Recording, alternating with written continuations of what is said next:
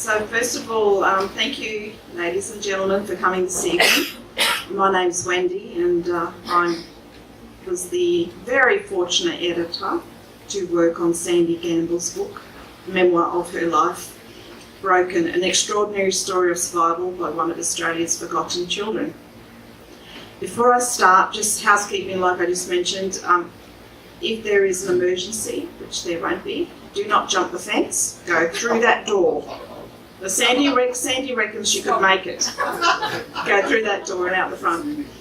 And if you need the bathrooms, aka toilets, through the door, just swing over to your left and they're up the stairs. Okay.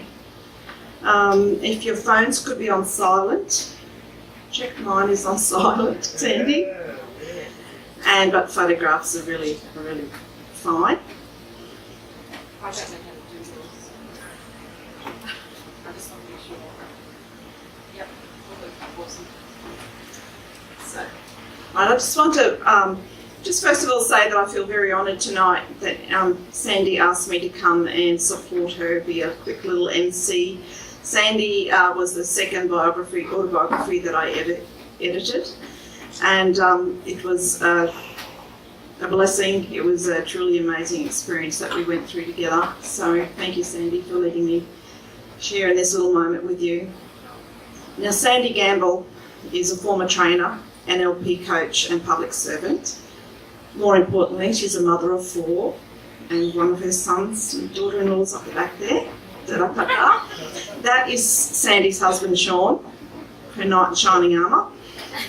And she's a grandmother of 7. Lily, you have to add to that. And now Sandi's, of course, a published author and a public speaker. Now Sandi actually, can I give you those? No. Sandi was actually born Beverly Forster, and she will explain to you why she chose to give herself a new name. She grew up in Melbourne, Victoria. Sandi was brought up in turbulent times in Australian history at the end of World War II. A lot of men came home and went through many different things, and that impacted the families, including Sandi's. She faced many obstacles, many challenges, including child abuse and neglect, domestic violence, and a key feature of the book, which is institutionalised neglect and abuse after she was placed into state care as a pre-teen at St Aidan's Orphanage in Bendigo, wasn't it? Yeah, it's pre-teen. There, Sandi was to perform gruelling work with girls as young as 7 years old in a Magdalene commercial laundry. She became what was to become 500,000 forgotten Australians. Now, these are children who experienced care in institutions or outside a home setting in Australia during the 20th century. Sandi's going to expand more on who the forgotten Australians are, and what her book is going to, it's going to be a voice for those people, basically. I'll let Sandi share the whys, the whats and the hows of her journey, but I'd like to share that I found, as I mentioned, myself very inspired by Sandi when we worked together, in particular on very personal and sometimes tragic moments of her life. We shed some tears together. As an editor, you're supposed to be objective, so you can put the dots where they're supposed to go. So I try to be objective, but after close the document down, close the computer screen, I'd often have a bit of a howl. My kids got used to it, and then objectiveness came in the next day. But that was, editing, I see a book as a baby, really. Sort of like Sandi's baby, and sort of helping her to bring that baby to life. It's a very collaborative process, and just like giving birth sometimes, there were some painful contractions and some wonderful self-expansion that occurred for both of us. Sandi actually has a great sense of humour, so that comes through the book and in her life. So Sandi also has a lot of grace. As we worked on her memoir, it covers her life from birth to her happily ever after marriage with her prince. She dug really deep to draw out her emotions and her feelings, and this helped further her healing. And she actually had some great realisations, really, really important realizations about herself and her journey. And then she understood, wow, this wasn't just her journey she was going through, these things she was going through, is what these all forgotten Australians do go through. And, you know, the book is called Broken, and you can see the little girl there with the little glass, and we can all guess, you know, the little girl's been through neglect, she's been broken. But it's not just about Sandi and her family, it's about all forgotten Australians, and they're putting the pieces together. Yeah. So out of a desire to write a diary of her life and to process her memories, Sandi has created a book that is an advocate now for all forgotten Australians and their families. And it's also a book for people seeking to inspire by an extraordinary story, because, you know, Sandi really shares the growth that she went through and the strategies she put into her life, you know, to overcome everything she went through. So I'd like to invite Sandi now to come up to the stage to share her journey. She's going to do a few little readings. I'll do a little one in the middle of it. At the end, time permitting, we might have a few questions and answers. And at the end, well, I'll tell you of the conclusion where you can go to sign, have your book signed, things like that. Okay. Thank you, Sandi.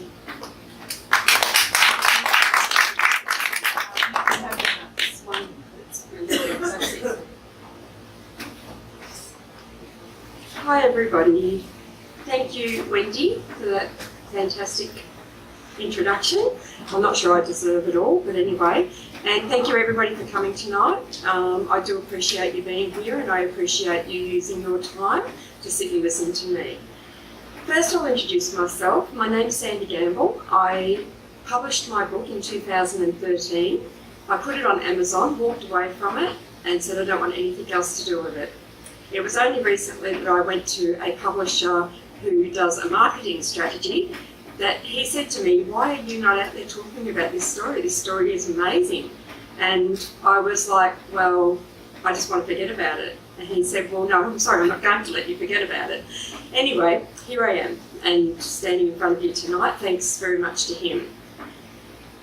I was a victim of domestic abuse in my later years. I spent 6 years with a domestically violent man who did all sorts of horrible things to me. Previous to that, I was a forgotten Australian, where I was placed into an institution, and again, I was abused in many ways, including sexual abuse. And previous to that, I was abused by my mother as a child, and by a lot of men that my mother knew. I was sort of passed around, I suppose you could say. I was a child that was in need of care, and a child that was desperately in need of rescuing. All of that has, of course, impacted on my life as an adult, and my beautiful husband there has been the rock in my life in getting me through that as an adult. But let's go back to the start. So I just want to do a little reading for you to start, because it's very important that you understand why I'm going to talk about what I'm going to talk about. In my book, I cover all sorts of issues. I cover domestic violence, I cover child abuse, I cover sexual abuse. It's raw, it's conversational, and it's something that the Australian government would prefer to see buried. I have a copy of my book lodged with the Royal Commission into Sexual Abuse in Institutions. It's been admitted into evidence, and it's helped a lot of people along the way as well that have told me. So let's go to the reading and see how we go from there. So, who am I? Forgotten Australians like me are children who survived the physical and emotional abuse, atrocities, horrors and sexual abuse within children's homes in Australia during the 1900s. These institutions were run by the government and private entities such as religious organisations and other not-for-profit associations. But forgotten Australians are mostly a generation of misunderstood adults bearing scars that nobody can truly understand or see. It's amazing how a human being can be made to feel so insignificant by the actions and words of others. I remember the moment actually, that I realised with shock that I was a forgotten Australian. It was the 16th of November 2009, and the Prime Minister of the day, the Honourable Mr Kevin Rudd, was giving a formal apology to forgotten Australians at Parliament House in Canberra. I was at work and I'd just gone on a coffee break. I was standing in the kitchen after having made myself a lovely cup of tea. I heard Mr Rudd's words coming from the television in the lunchroom. He spoke about children who were kept in homes and orphanages in the early parts of the last century, up to and including the 1970s. My mind and heart immediately registered that he was talking about me, and that was a real shock. So, why are labels important to people like me? Just take these off for a minute so I can see you all. The politically correct people don't like labels. You know, you can label yourself as, anyway, you know what a label is, so I don't really have to go into that. Forgotten Australians, on the other hand, some don't like the name, they think it's lame, but others like me appreciate the fact that I was put into a box, because until I was put into that box, I had no idea who I was. I really had no idea. I had all of these frustrations, all of these angers, anxieties, hated being told that I couldn't do something. I was, it was really horrible. And then they gave me this name and they said, "You're a forgotten Australian." And I was like, wow. So what does that mean? So anyway, there's an organisation called CLAN, which is Care Leavers Australian Network, and they are advocates for forgotten Australians. They were started by a forgotten Australian and a university lecturer who put a thesis out and had replies coming from people. And anyway, they started this network for people just like me to come forward so that we could be heard, I suppose. They wanted us to be recognised as a group. Until then, we had nobody to speak for us. We were nobody. We weren't even known. The stolen generation, yep, they were out there because they'd been, and sorry for the pun, loud and proud for a long time. And everybody knew who they were. They were Indigenous children that were removed from their families and taken and put into institutions. But forgotten Australians like me, who were British migrants, who were stolen from their parents, and I mean literally stolen, their parents after the Second World War could not support them. And they put them into homes believing that they would be cared for really well. These children were told that their parents were dead, and the parents were told that their children had died. And so they were promised that they'd get lemonade and oranges if they came on a ship to Australia. And there's a movie about that, Lemonade and Oranges, or Oranges and Lemonade, I can't remember, it's one of the two. And they came out here in the droves, you know. 7,000 of them were stolen from Britain to make the Great Australian White Policy happen. And then you had 400,000+ white Australian-born children that were also placed in institutions. 400,000+. It is the largest number of institutionalised children in the world. But now you have 400,000+ people with adult problems because they were institutionalised as children and mistreated. These survivors of institutional care are the forgotten Australians. They've been subjected to neglect, shocking abuse, predatory behaviour by the carers that looked after them, and criminal activity. And it's all there in the news for you at the moment to read and to follow. Everyone here is likely to know someone, may be related to somebody, or has worked with somebody that was a forgotten Australian or was placed into out-of-home care. If somebody's acting strange in your workplace, chances are they're a forgotten Australian. And I mean, don't go and ask them the question, but just be aware that every action that somebody makes has a reason, or every action that somebody does has a reason. I'm going to do another reading now because I talked about CLAN already, the advocacy. Got to keep in front of the mic, sorry. The advocacy people. And I just want to tell you a little bit about my experience with them, which should be here. Okay, glasses, sorry. I'm going through that stage at the moment where you can see everything else but not the reading. Okay, so for the first time in my life, and I must tell you, I attended CLAN's 10th birthday They'd been an organisation for 10 years. And it was because of my girlfriend saying, please come, please come, please come. I got on a plane with my husband and we flew to Sydney and we went to their 10th birthday. But for the first time in my life, I walked into a room with over 100 people in attendance and I felt I belonged. It was a really, really weird sensation. I was home. Tears immediately rolled up along the rims of my eyes. I tried to blink them away as I looked around at those who to this day still sleep on the streets, live in poor conditions and have extremely poor physical and mental health. It didn't matter where they came from. And I'm diverting away from the book, we had a man there that was a multi-millionaire. He was a forgotten Australian and he will spend every cent of his money to make sure that the government is held to task on the treatment of children in the later century of last year. Okay, so it doesn't matter where they came from. Every single person in that room was emotionally the same.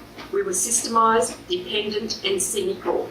None of us really knew who we were, though being recognised as a group, Forgotten Australians, was finally going to help shed some light on who we were, on understanding ourselves, with the help of professionals who had been made available to us to do just that. In doing so, we would have the comfort of knowing for the first time in our lives that we were not alone. It felt good to be around like-minded people for once. I finally felt understood and accepted. Now, one of the other things that came out of that weekend was an author who had come along to talk to us about writing our stories down. The government's very keen to get our stories, and I don't know what it is that they want to do with our stories, but if you go onto the National Library, you will see that there is a huge data dump of people's stories that have been written by Forgotten Australians. And this writer was very keen to tell us to go home, start writing our stories down, and to make them as cathartic as we possibly could. Now, I'd already sort of done that because about 25 years ago my father died. And when he died, or the morning he died, I was so angry with him for dying that I got up, I went to my computer, which was a tiny little box at that stage with the DOS prompt, and I started bashing out my story, and I hated him. He was a horrible person for what he'd done to me. So I put that out, and I looked at it and I went, wow, that was just so full of dribble. Looking at it from a more mature perspective, I realised my mother and father had their own problems. My father was post-traumatic stress disorder from World War II. He was on HMAS Australia when it was kamikaze by the Japanese. He came home to a family that he didn't know what to do with. He was buried inside himself. My mother had started drinking while he was gone. I was born somewhere along there, and she also continued to drink after he left. So the hopes for me having a family from that situation was near on impossible. Okay, so while I was writing my book, I actually figured out that I had a lot of traits of a Forgotten Australian. It was quite eye-opening actually. And I'm going to tell you a tiny little story about my editor, Wendy, who was absolutely wonderful to me during the journey. 2 years we spent together trying to get this story together. I had written my whole story, and then I went looking for an editor. What I should have done was found an editor and started writing. But anyway, I'd written the whole story, so she was getting the whole lot of it. 150,000 words. Bang, have it. Kaboom. And I sent it off to her, quite proud of the fact that I'd done all this writing, and Wendy wrote back to me and she said, Sandi, she said, where are your emotions? Where are your feelings? I said, they're in there. And she said, no, it made me feel bad, it's not an emotion. She said, it reads like a police statement. And it did read like a police statement. I actually was quite astonished when I went back and reread it how dry my story was. There was no emotion.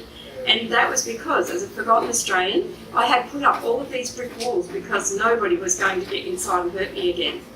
I wanted to tell my story, but nobody was going to be able to say anything about it because this brick wall was there to protect me.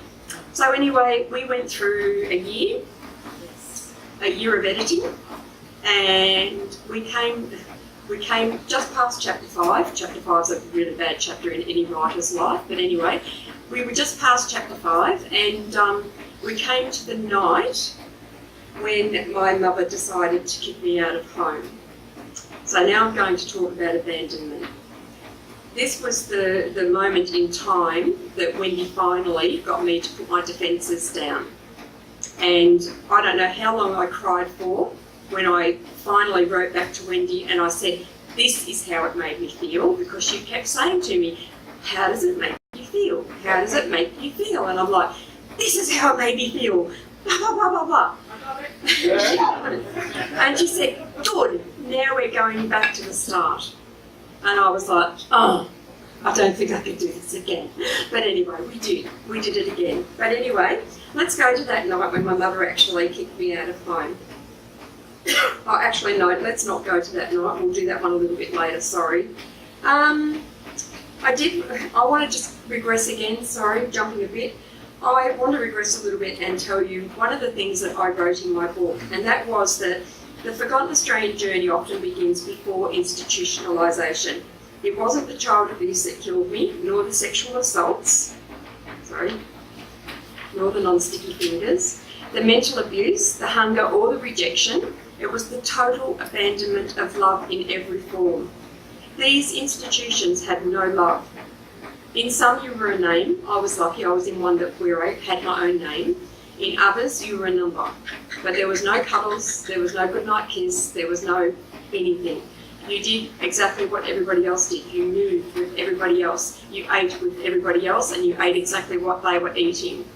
In our particular convent of a night, you washed your underwear and you showed the crutch of those underpants to the nun to ensure that they were clean.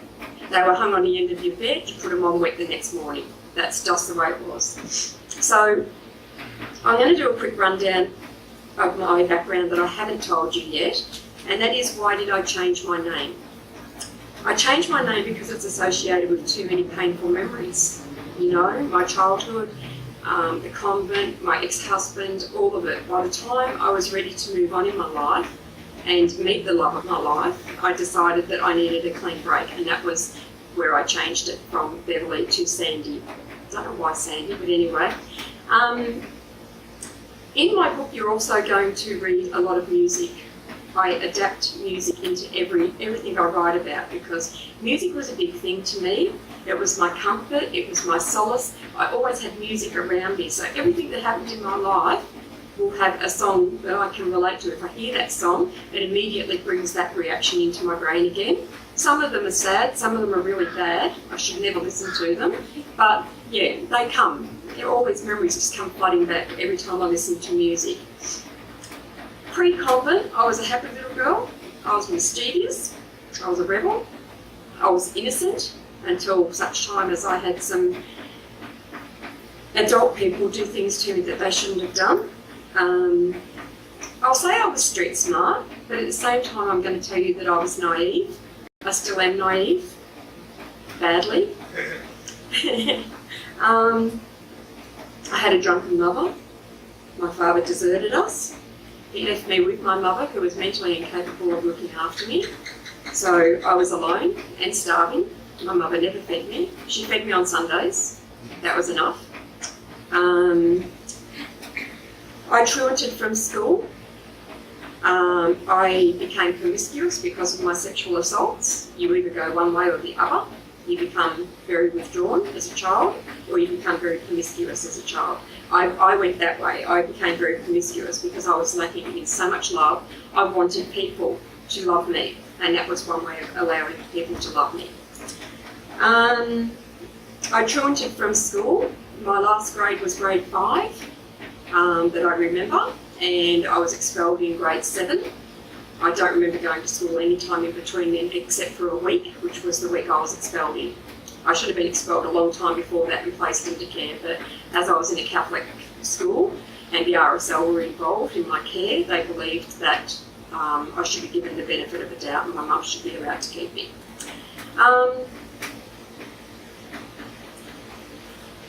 Why did I write my book? As I said to you, first it evolved out of anger. I really hated my father for what he had done to me, or what I felt that he had done to me, but I didn't understand that he was going through the trauma himself. Initially it was a diary. I wanted to make sure that I recorded what happened to me as a child because I didn't want my family to ever forget. Sorry. That this happened to us. I wanted it to be cathartic and healing, and I was told that it would be. It was, to a point, but then that point goes, and it's no longer cathartic and healing. It stays with you. Everything that happens to you stays with you. And if you can move on past it, you can put that stuff down for a little while. And then you pick it back up when you feel strong enough to carry it again. And you move on another few steps, put it down, pick it up, move on. I wanted it to highlight public awareness of forgotten Australians and the hidden period in Australia's history that the government would prefer that people don't know tissue. I made sure that they put them there. I was also looking and hoped to find other girls from St. Aidan's, the school or the convent that I was placed in. Now, not only was I placed into a convent, I was placed into what was classed as a Magdalene asylum. It was for mentally retarded adults from age 15 onwards. They had a commercial laundry, which was a Magdalene laundry, and I actually worked in that laundry from the age of 12, standing on a food box with other people around me that were my age and should not have been there. The government paid for our care, my mother paid for my care, and they earned money from us working in the laundry as well. So there's, a whole story in there. I also wanted to empower people that have been in a similar situation to me, and I have done that. I'm very glad to say I've had people write to me that have really not adopted my book, but they've read my book and said thank you. Just thank you for telling your story, it's helped. So now I am going to cover what it was like to work in a Magdalene laundry. Wendy hates me today, but anyway. Okay, so to the nuns, we were wayward girls, we were penitents. It didn't matter that many of us were only 12 years old. A penitent is someone who feels or shows sorrow and regret for having done wrong. They repent of their sins and wrongdoings and seek forgiveness from God. Penance, symbolic payment of your sins, in the Catholic Church normally took the form of having to say a certain number of Hail Marys or the Lord's Prayer. At St. Aidan's, it was laundry work and prayer. I must have been extra bad. So with that, I worked in the mangle room. Now the mangle room held two very, very, very large rollers, probably would be the length of this room here, huge to the ceiling, and great big steel rollers that go around like this. On one side you would have had 3 little 12-year-olds feeding sheets in that were sopping wet, and on the other side, which is where I usually stood because I wasn't considered to be sensible enough to work on that side, you had 3 children pulling the sheets off the mangle. Now, to read this to you, this was us working in the mangle room.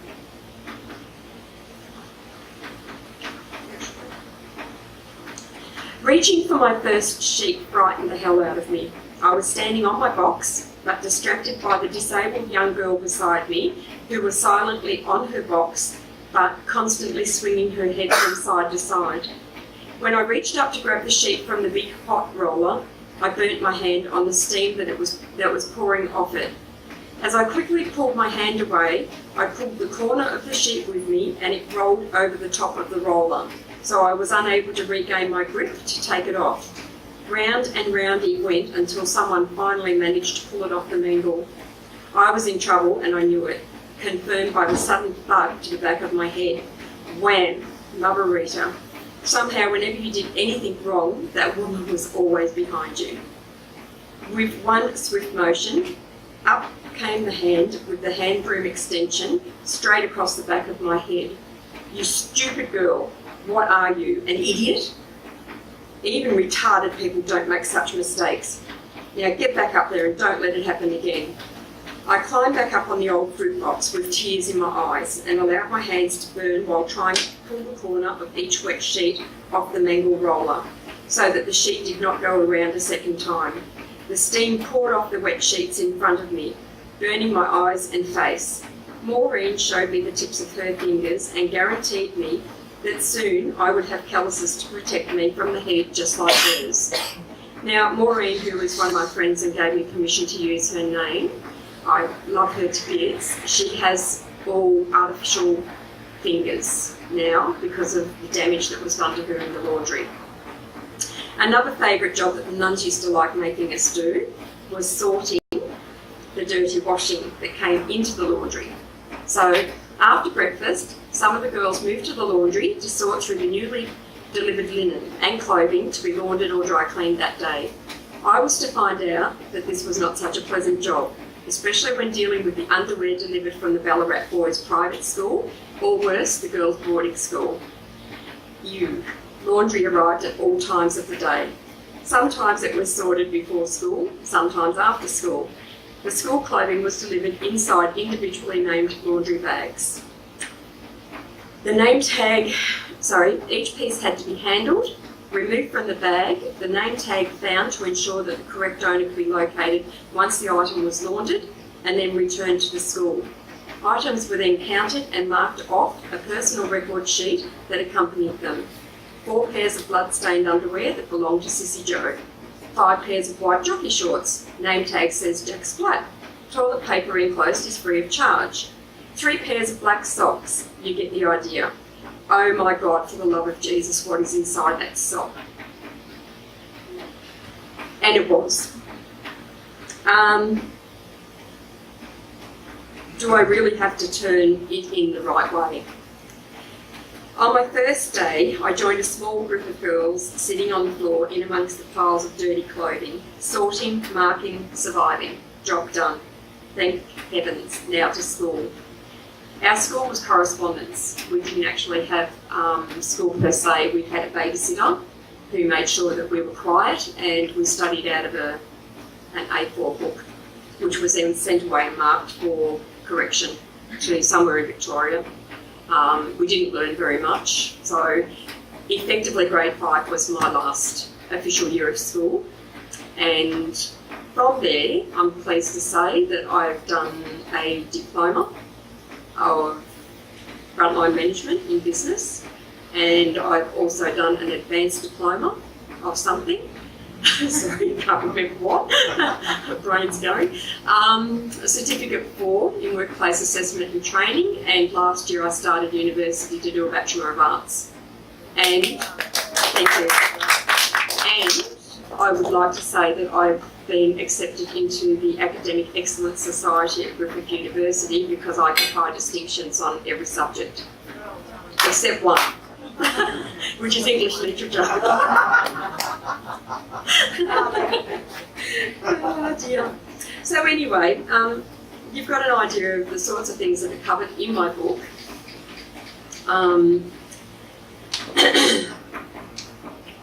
How did I write the book? What did I actually do when I wrote the book? Well, when I first wrote the book, I just wrote it, sent it to Wendy. Wendy made me go back through. But trying to put down your life in a book is really, really hard work sometimes. For some people it comes really easy, for others it just doesn't come. And for me, I was sort of stuck somewhere in between those two. I was protecting myself but wanted to tell the story. So for me, I had to go back and relive every moment of my life to make sure that I actually got the feelings and the emotions into my writing. It was a really, really hard process, but it was something that I had to do.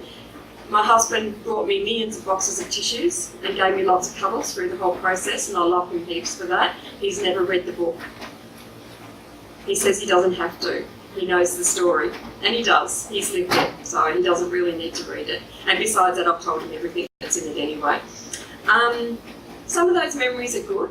I won't say it's all bad. It's a train wreck, but everybody loves a good train wreck. There's also love inside the book where people have actually accepted me for who I was and loved me, but I was too immature to actually see that, so I walked away from those people. I was obviously meant for greater things. He's sitting over there, and I've got a beautiful family because of him that love me and nurture me. I won't say look after me, but they nurture me. So how did I get over all of that? I don't know, it's been a long road to recovery. I won't say I'm fully over it yet. I still think I have a long way to go, but I am doing very well considering where I've come from. I never really understood myself or the things that I did. I don't know why. Probably because I needed that title to understand myself. And probably because I needed Sean, who led by example. He was the one that taught me that I could be whoever I wanted to be, you know. Cup's half full. I'm still looking for the cup, but when I do find it, it will be full, I'm sure of it. So, back to the convent as a forgotten Australian. We're going to go into one particular story that I can't read to you. For me, it's just too dramatic. I just can't do it. So Wendy's going to read that for you. I'll tell you a little bit of the background. Sorry. I had run away from the convent. I basically got sick of it. I scaled over a 12-foot fence with barbed wire on it, ran into Bendigo, and decided, that's it, I'm never going back. I'm going to Melbourne. I don't care where I go, never going back. As soon as I walked into the city, this guy fell out of a bar and pretty much was like, come here, little girl. And I'm like, no. And I ran to the nearest police station. I said, take me back. Please take me back. And when I got back, I was not treated very well by Mother Rita. She was quite nasty. And she told me the next morning I was not to leave the dormitory. When the other girls got up and went to their chores, I was not to leave. I was to stay there in my nightie beside my bed. Wendy will read the story for you. You don't need my glasses, do you, Wendy? Now I know why she said she could jump that fence. Okay. So I'm just going to go so you need you across Just onto that chair, Sandy. Move it from the edge. It was about 9:30 a.m. when Mother Rita burst into the dormitory shouting, "Why are you sitting on your bed?" With that, she walked up to me and slapped me many times across the back and head, yelling the whole time, "Why, why, why?" until she could finally compose herself. I was also asking myself by that stage, why? Mother Rita ordered me to clean the showers. No big deal, right? With a toothbrush. My toothbrush. I was 13 years old at that time. I scrubbed that shower forever with my toothbrush and Ajax, ensuring that there was no mould or dirt anywhere. I scrubbed without stopping, as I was told not to stop until she returned. After scrubbing for 3 hours, she came in to inspect my work. She had another child or auxiliary with her, I can't remember which. This was not uncommon. Mother Rita said accusingly, "Look, you hopeless child, there is still dirt there," pointing her crony withered finger at some minuscule black mark on the bottom left corner of the shower recess. Of course, there is still a spot of dirt in this 70-year-old shower, I thought. But any smart aleck thoughts didn't linger. Suddenly I felt myself heading for the floor as Mother Rita shoved me hard in the centre of the back, pushing me towards the floor and almost flooding my nose into the wall. "Clean it, clean it, clean it," she screamed over and over. I started scrubbing for my life at that tiny speck. Then suddenly cold water was pelting me from the shower. She turned on the shower tap. Whack! She began to beat me uncontrollably across the back and the back of the head with her trusty old wooden hand broom. I could hear her grunting with each hit while I cried and whimpered beneath the blows.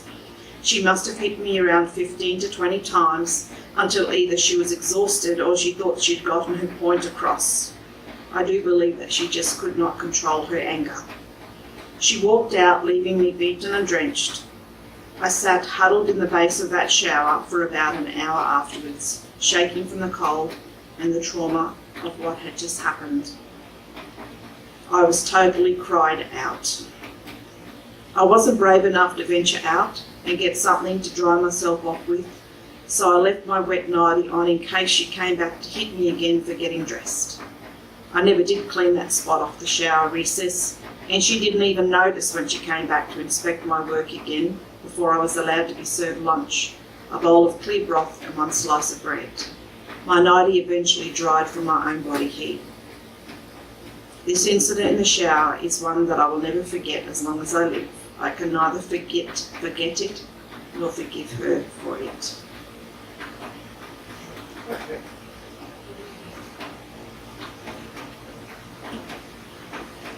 That was only one of many things that Mother Rita did to the girls in the convent.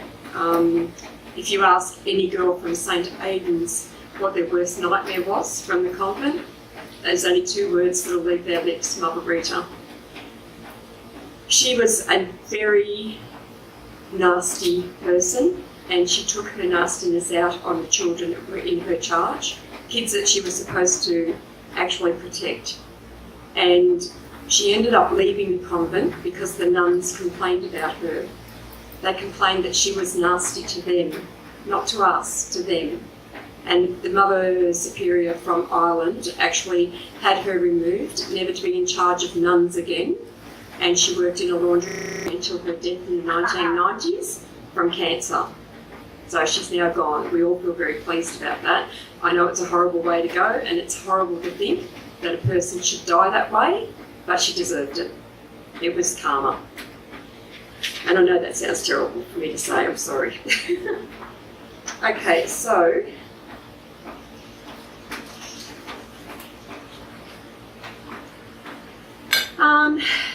concluding tonight, I would just like to say that I'm actually in a really good place right now, even though you've heard part of my story and it's only a minuscule part of the story. I am in a good place. I have a lot of health concerns. I have end-stage renal failure. I also have terminal cancer. And we are going to be leaving Brisbane on the 12th of January and travelling around Australia until such time as I either can't travel anymore or I have to come back and have my kidneys removed and do dialysis. It's taken me many years to overcome the hurdles and challenges that I've had to face. Not just mental challenges, but physical challenges also. I've got very bad legs, knees, probably from a lot of kneeling to pray and to clean. I've pretty much endured a lot. People assume that everything was okay and has been okay with me. It hasn't been okay, and it wasn't okay. I've had some family members tell me that I shouldn't be so disrespectful to my mother for the fact that she placed me into a good school to be looked after. Well, it wasn't a good school. It was an orphanage. It was a mental asylum. It was a Magdalene laundry. There was nothing good about it. It has taken the love, generosity and patience of a beautiful man and some very close and genuine friends who I have to help me to understand myself and to accept me, and also to realise what happened to me. It is something that I'll never forget nor forgive, and I just want everybody to know that I've been able to move on to a better place. I suppose I just got sick of running from it, so I turned around and faced it. You have to do that. You can survive and thrive. You don't have to get over it. You just put it down for a little while, like I said, and then pick it back up when you're strong enough to do so. My future is bright at the moment, so I'm pretty happy with myself. I have had people write to me, and I've been honoured to hear their stories, and I will tell you about them. I'm here to do that. One was a fireman from New York that attended 9/11, and he had basically given up on his life, and because of post-traumatic stress and other things that he is now going through because of the 9/11 incident. And he said to me, I was so happy when I read your book to realise that there's hope, that I can get over this, that I can get through this, and I can't help everybody. It wasn't my fault. And I said, you're damned right, it was not your fault. You know? I had another mum, her name's Louise, I won't use her second name, she's from America, you won't know her anyway. She saw her little girl acting quite strangely, and had been acting strangely for quite some time. She picked up my book and read my book, and a light bulb went on. And she said to her little girl, is anybody touching you that shouldn't be touching you in spots that are private? And she told her mum yes. It was her brother. And he had been abusing that little girl for 6 years. And she actually called the police, had him arrested right there and then because he was in their house. They went to court about 6 months later, and he was jailed for 15 years. They're pretty harsh in America, which is good. He deserved more than that. And then her family turned on her and told her she was lying. So she had to move states with her little girl to have any kind of life, but without a family. The family was totally separated. Another woman also, again, another little girl, also sexually abused. Again, the perpetrator was caught and jailed, again in America. And she wrote to me and thanked me also. It was my book that actually made her trigger what was going on in the house with her little girl, and that was her father. So the father was jailed. So all in all, my book is doing what I put it out there to do. It's reaching people that really need to be reached. My message is getting out there that you don't have to live in despair. You know, you can get over it. You can survive and thrive. And I don't know what else I can say, really. That's about it. Am I running on time? Perfect. Awesome. Thank you very much for coming along tonight. I'm going to do a book sign if you would like a copy signed. So I'll be out there shortly. Cool. Thank you. When did you have anything you wanted to say? Cool.